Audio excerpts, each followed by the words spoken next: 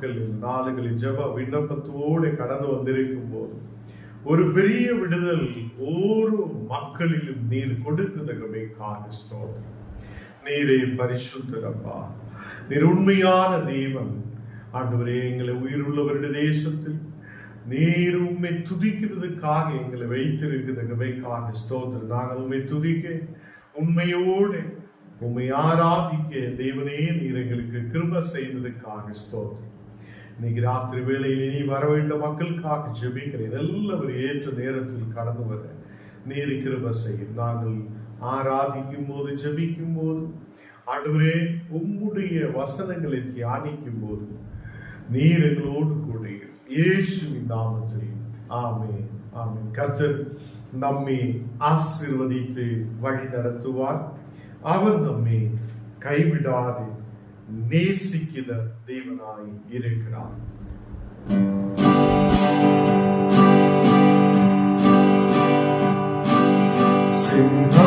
சிங்காசனத்தில் வீற்றிருக்கும் பரிசுத்தரே, பரிசுத்தரே, சிங்காசனத்தில் வீற்றிருக்கும் பரிசுத்தரே, பரிசுத்தரே, ஆராதனை உமக்கு, ஆராதனை, ஆராதனை உமக்கு, ஆராதனை, ஆராதனை உமக்கு, ஆராதனை, ஆராதனை உமக்கு, ஆராதனை. கேருபீன்கள் சேராபிகள் போற்றிடும் எங்கள் பரிசுத்தரே, கேருபீன்கள் சேராபிகள் போற்றிடும் எங்கள் பரிசுத்தரே, ஆராதனை உமக்கு, ஆராதனை, ஆராதனை உமக்கு, ஆராதனை, ஆராதனை உமக்கு, ஆராதனை, ஆராதனை உமக்கு, ஆராதனை. விளக்கின் மத்தியிலே உலாவிடும் எங்கள் பரிசுத்தரே, விளக்கின் மத்தியிலே உலாவிடும் எங்கள் பரிசுத்தரே, ஆராதனை உமக்கு, ஆராதனை, ஆராதனை உமக்கு, ஆராதனை, ஆராதனை உமக்கு, ஆராதனை, ஆராதனை உமக்கு, ஆராதனை.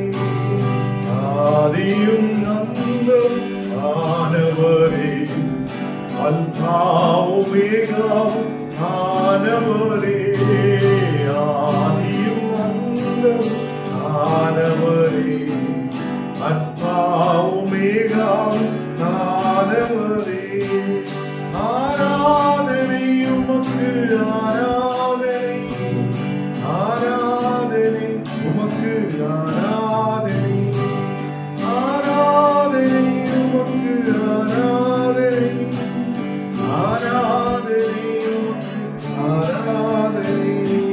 பட்டியாலை போல கண்களையும் வெண்ணிற பாதங்கள் உடையவரே, அட்டியாலை போல கண்களையும் வெண்ணிற பாதங்கள் உடையவரே, ஆராதனை உமக்கு, ஆராதனை, ஆராதனை உமக்கு, ஆராதனை, ஆராதனை உமக்கு, ஆராதனை, ஆராதனை உமக்கு, ஆராதனை, ஆராதனை உமக்கு, ஆராதனை, ஆராதனை உமக்கு, ஆராதனை.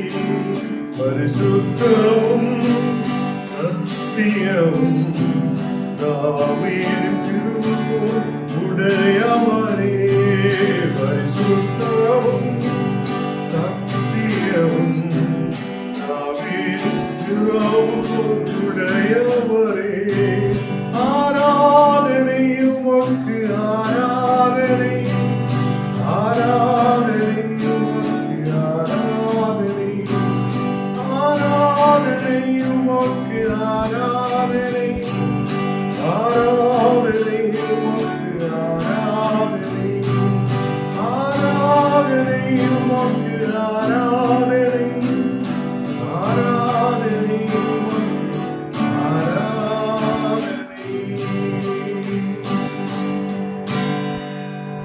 கர்த்தர் நம்மோடு கூட இருந்து நம்மை ஆசீர்வதிக்கிறவராய், நம்மை வழி நடத்துகிறவராய், எப்போதும் நம்மை கைவிடாது நேசிக்கிற தேவனாய் அவர் நம்மோடு கூட இருக்கிறார்.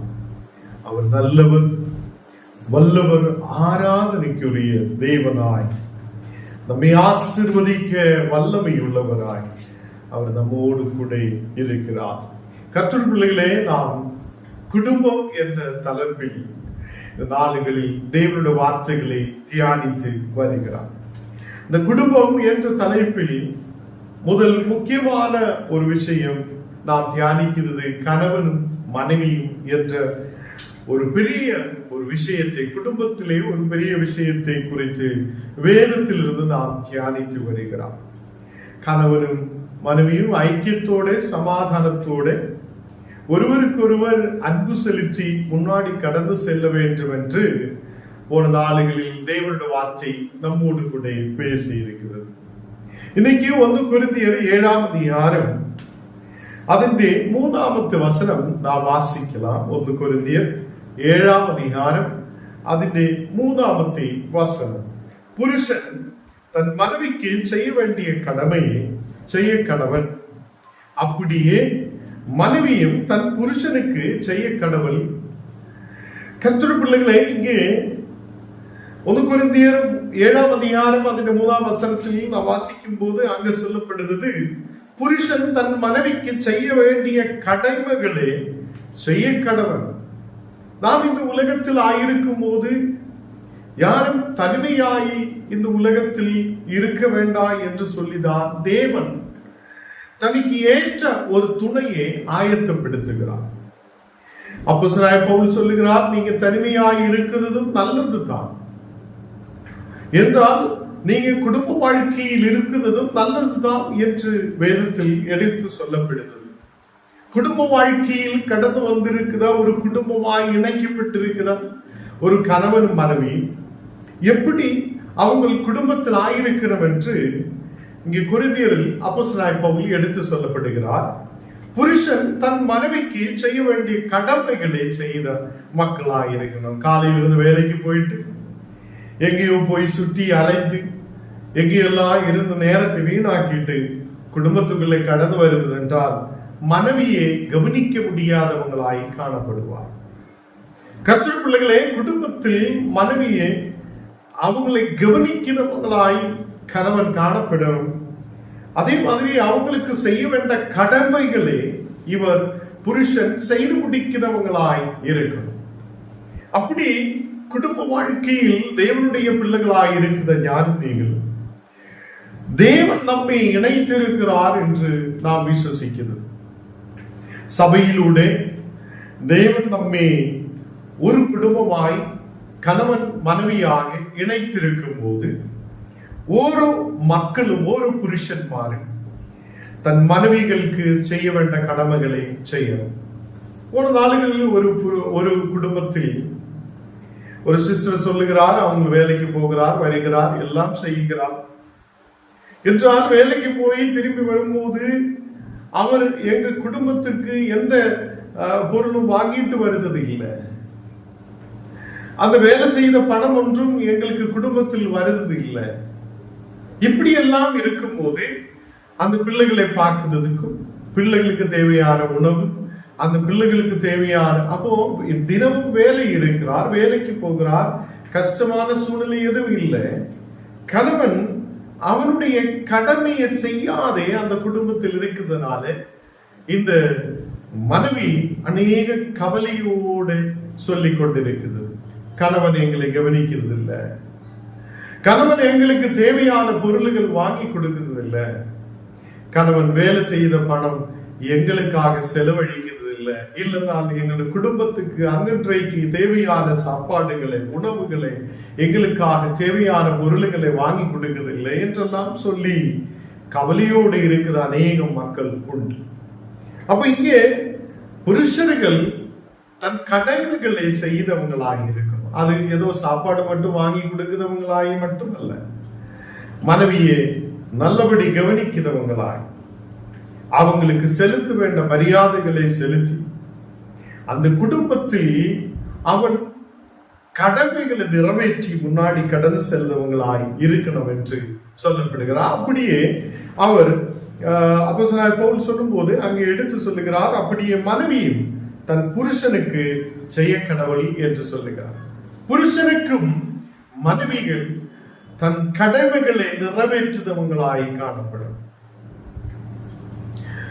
இப்போ அநேகம் இடங்களில் வேலைக்கெல்லாம் கடந்து சென்று ரொம்ப டயர்டாகி கஷ்டப்பட்டு திரும்பி வரும்போது வீட்டுக்குள்ள சண்டை போடுறவங்களாய் காணப்பட்டால் நிச்சயமாக அங்கே சமாதானம் இருக்காது. அந்த குடும்பம் தேவனுடைய குடும்பமாய் ஒன்று சேர்ந்து ஒருமனப்பட்டு இருக்க முடியாது. அந்த புருஷன் வேலை செய்து வீட்டுக்குள்ளே கடந்து வரும்போது அவனை நல்லபடி கவனிக்கிறவங்களாய், அவங்களுக்கு தேவையான உணவுகளை கொடுக்கிறவங்களாய், அந்த ஸ்திரீ, அந்த மனைவியானவள் புருஷனுக்கு செய்ய வேண்டிய கடமைகளை செய்தவங்களாய் காணப்படணும் என்று வேதம் எடுத்து சொல்லுகிறார்.